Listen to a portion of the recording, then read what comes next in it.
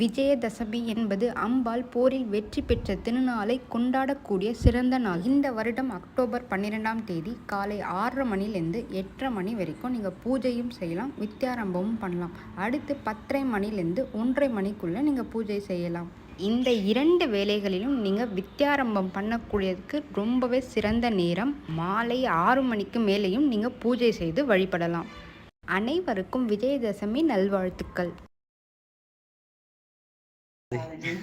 யோசிக்கல போல இருக்கு.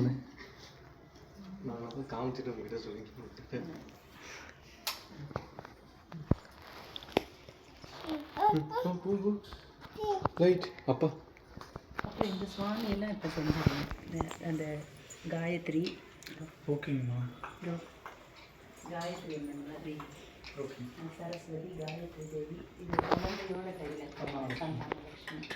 அப்புறம் இது வந்து ஒரு முகம் மட்டும் செஞ்சு அது பசுமையாக கிருஷ்ணர் ராதை. இது வந்து பிளாஸ்டிக் தேங்காய் கிடையாது. ஓகேங்க. புதுசாக பார்க்குறவங்களுக்கு பேர் தெரியாதுங்கிறதுனால இதெல்லாம் பேர் எழுதி செலக்டிமா வேணாம். தண்ணி பழகி கழிக்கிறாங்க. வா ப்ளீஸ் ஓ அழமை வா ஓ அழமை வா மேடுவா மேடுவா தெரியணும்.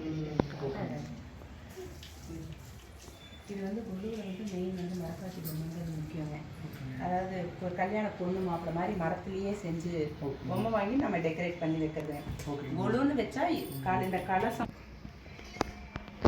இது இங்கே கல்யாணம் விருந்து வளகாப்பு இது இந்த கான்செப்ட்.